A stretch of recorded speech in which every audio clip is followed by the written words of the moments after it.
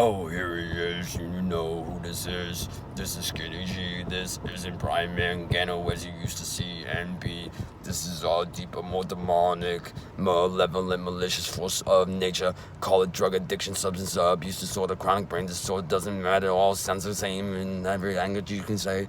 It's just another word saying I can't quit drugs so easily. They gotta squeeze on me in a hold and a grip and a lock and a dungeon-like enclosure of a tomb and a clock that's never gonna stop, and open this concealed, concealed, and very, very, very abused mentally, physically, spiritually, on every level of a psychological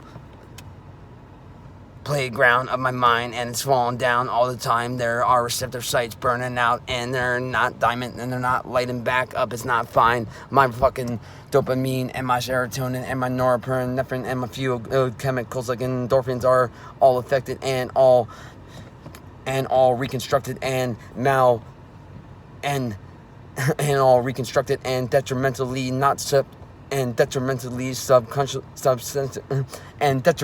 substantially professionally. It's never gonna get better. It's only gonna get worse, as you can see. If you keep doing methamphetamines and you're gonna do the intravenous route of administration, you're gonna get the 100%. You're getting 100% bioavailability of your pharmacological compound, yes, but you're also getting 100% addiction of your psychological state of mind, and your state of mind is falling down all the time, and it's breaking down every time, and everything is going down at once. And I got any time to yell out for help and say, help me, please. I need some help. I don't know how to help Skinny G. I don't know how to help myself. Myself is the problem. That's always how it's been since day one. I've always been my own worst enemy, not my best friend. I don't know why I never could be accepting to me, and I couldn't be compassionate, sympathetic, and emotionally supportive persona to myself, of my troubled youth, of my developing mental state of mind that was never fine, that was always questioning everything at every time, every turn, everywhere. I never could just let it be and I could never just let it be and stop with the stare, and stop with the analytical functionalities and the systematical probabilities of my mind, lighting off receptor sites everywhere, lighting off receptor sites every time. Every line is not so fine anymore. It's becoming a little deteriorated, like my physicality and my appearance isn't as what it used to be. I am still sexy as can be. You can't really knock out a Guido this handsome, can't you see? He's the fucking man, Gan O'Brien. Got a beard like a rugged man with a construction job that he used to have like a man. And he had a job and he was what he called a man. And he had a responsibility and he had a reason to wake up and began.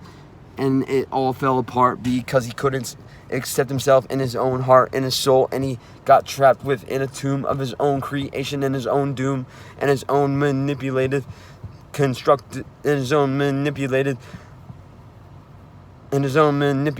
constructed through a mistake of a never-ending instability and unstable emotional state of mind and psychological interpretation of the visualization through my eyes. And I don't know why everything I see is not fine, why everything I see is dark, and why the fuck can't I ever just get off this shit and just say, why can't I ever just get off this fucking shit and wave? Why can't I ever just jump off this ship and swim out like a shark into the ocean, into the waters of the seas, of the clarity, of the tranquility, of the promises of sobriety, of the sea of a fucking liberation, of a propagation, of a self-made commitment to make a lot of reconstruction and modifications and adjustments and little tweaks and little revisions where they seem fit to seem stable in the physical, where they seem fit to be reasonable within reasonable limits of a grammar world, of a punctuality, of a grammar of the punctuality of a grammar / punctuation of a fucking composite of a